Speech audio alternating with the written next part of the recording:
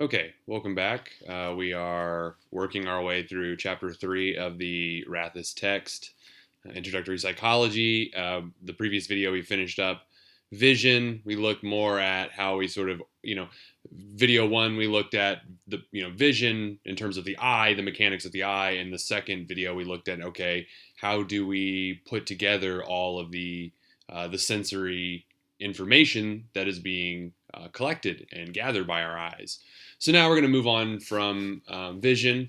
We're going to move on to sound. If you had to sort of rank, order, maybe the sensations that humans probably most rely upon, vision again is number one.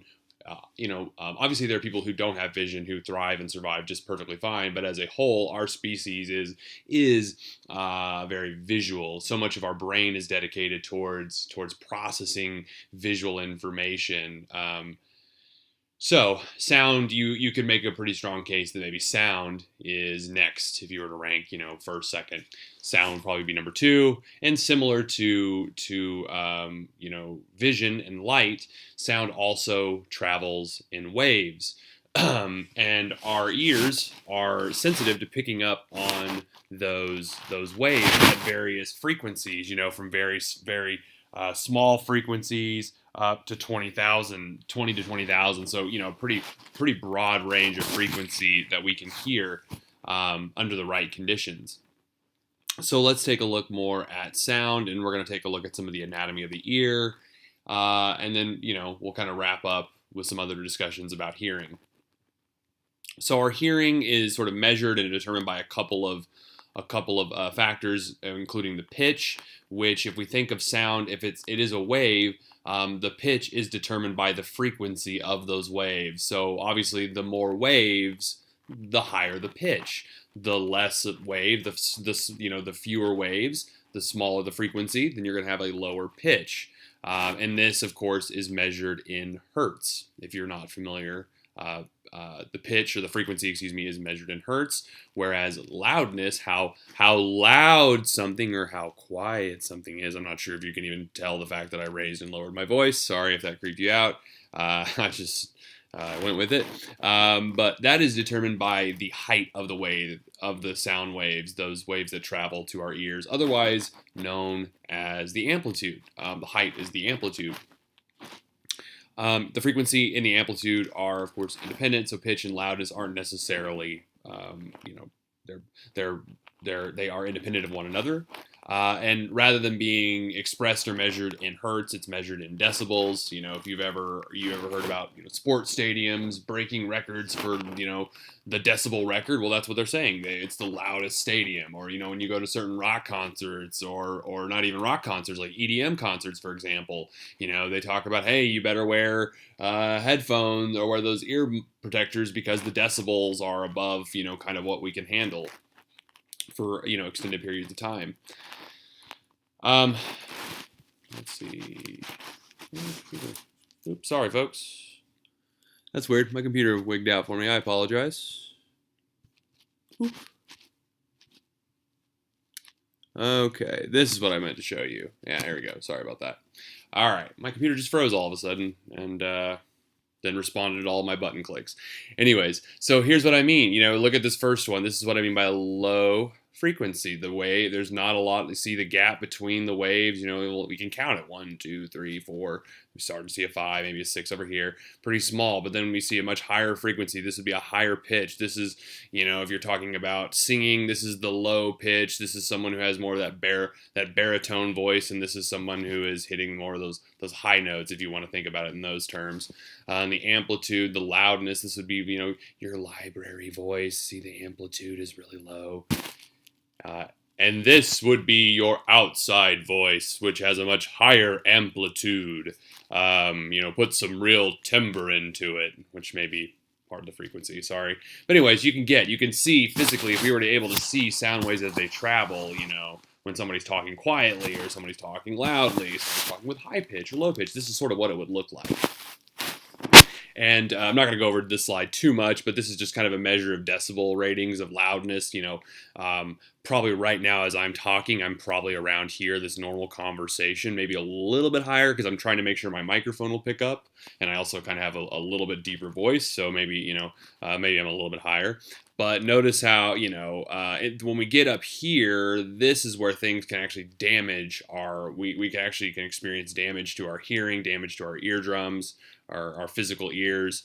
A space shuttle launch, shotgun blast, jet airplane, all of these things, a siren. I'm not sure if they're meaning I don't know if that refers to the Oklahoma tornado siren, because I've been around that thing pretty close and it's loud, but, it's bearable at least, I guess. So anyways, if we go down here, anything below here is below our absolute threshold. If you remember from video 1, this would be sort of a subliminal message, so to speak, if it was below this decibel. This is a really interesting slide to me because I'm not even sure if people still call them iPods anymore. You could call it your MP3 player, your cell phone, your iPhone, your Android device, whatever you want to call it. So insert whatever device you use to listen to music. But there's sort of this 60-60 rule that applies. If you're going to listen to music with like headphones on, you should try to listen to it at no more than 60% of the max volume for 60 minutes a day in order to prevent hearing loss. If you're blaring, Migos in your headphones at full blast, or, for the full Culture 2 album, which I think is over 60 minutes, maybe, I'm not sure. I'll have to go back and check. You might be doing damage to your ears. Drop it down just a little bit and try to maybe cut off a song or two. If you're really getting into it, if you're at the gym or whatever, just turn it down just a little bit. And we just pay, it's interesting. People pay less attention, obviously, when you're listening to music. I notice that when I go for walks, sometimes I'm much more oblivious of what's going on around me when I have music on in my headphones or have a podcast on. But if I'm just walking by myself, without much stimulation, then I'm much more tuned. And I think I see this all the time on campus as well, with students walking around with their headphones on, they're in their own world. So anyways, let's move on to the ear. Let's look at the physical anatomy of the ear. The shape of the ear is meant to capture sound waves, and it relays vibrations in coordination or in sympathy with those waves. And those waves transmit auditory information stimulation to your brain. So we're going to take a look at the physical ear. I'll kind of outline most of the ear before we even get to the subsequent slides. So this is the entirety of the human ear. Your ear is much more than this flap of cartilage and skin on the side of your head. This is known as the outer ear, otherwise known as the pinna, P-I-N-N-A. I don't think they label it on here for some reason. They don't. That's okay.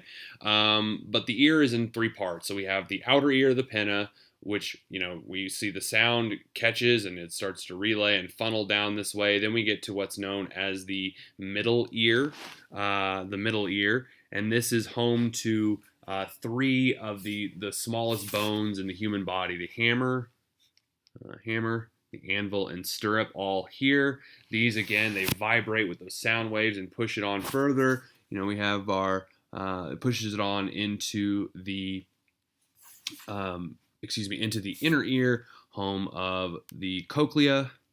Which, of course, we have I skipped the eardrum. I apologize. Between the outer and middle ear, there's the eardrum. That's really important too. I'm so sorry I forgot that. But here we are now. We're in the inner ear, the cochlea. This is really important. We have these are the nerve cells in the ear that relay neurological information down the auditory nerve to the brain. So this is really, really important. This is where kind of the magic of hearing happens. I mean, the entire ear is responsible for hearing, but this is where, at least neurologically speaking, hearing begins.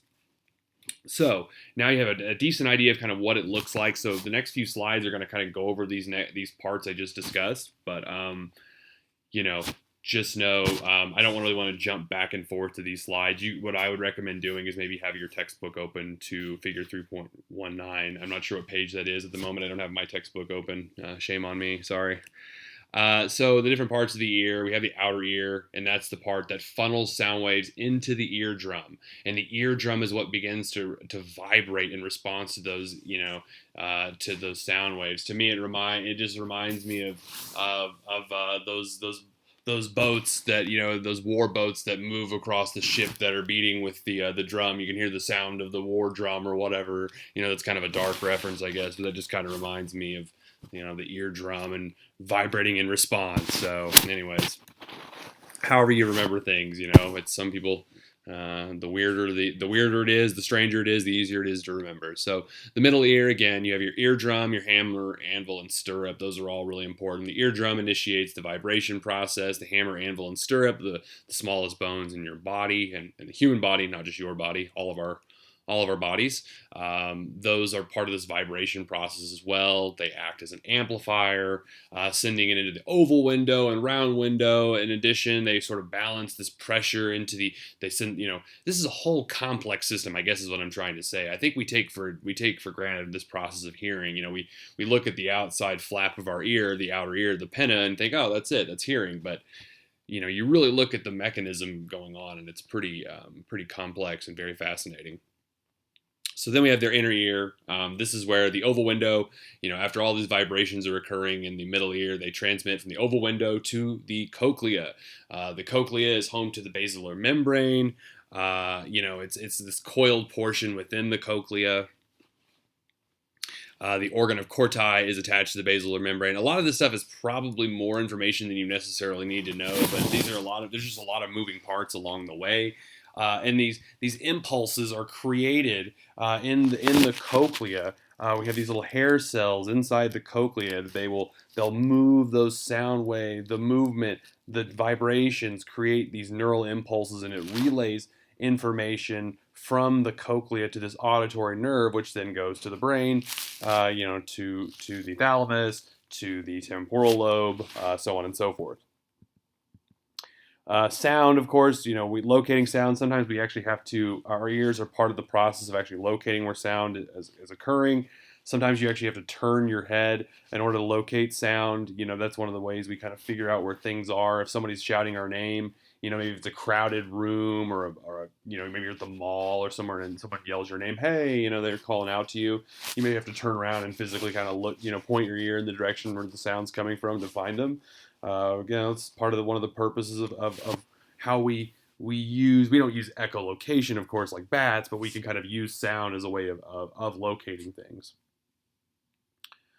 So there's a couple of different theories about perception of loudness and pitch, sort of how we perceive these two different things: loudness, sounds being loud, and high or low pitch.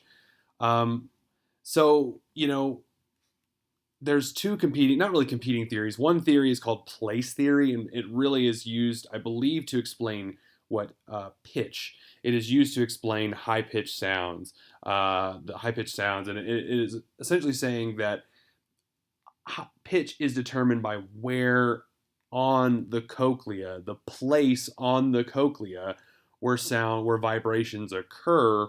That determines sort of on this basilar membrane, specifically this coiled up portion of the cochlea.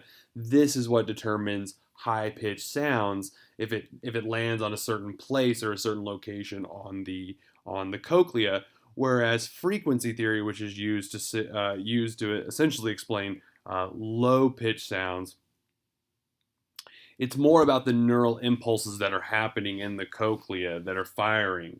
So the lower, the smaller the fire, if they're not firing as much, we're going to get lower pitch sounds. Firing more, we're going to get higher pitch sounds. So these theories are sort of trying to complement, they're sort of building upon one another. And then adding on to this sort of the volley principle, this is sort of a new idea, adding on to this concept of sound or of loudness and pitch, is that it's really, this idea of pitch is discriminated through alternate firings of neurons, faster firing neurons, higher pitch, slower firing neurons. But neurons can only fire once at a time, so it is always these alternating firing. It's not like neurons do not fire like a machine gun, so to speak. They fire sort of like an old musket, one of those muskets that takes a minute to reload. Okay, quick comprehension check. Before we move on, the bones in the middle ear are set in motion by vibrations of what? A, the cochlea, B, the eardrum, C, the saccule, D, basilar membrane. Go ahead and pause the video and see if you can check your comprehension, check yourself. All right, welcome back.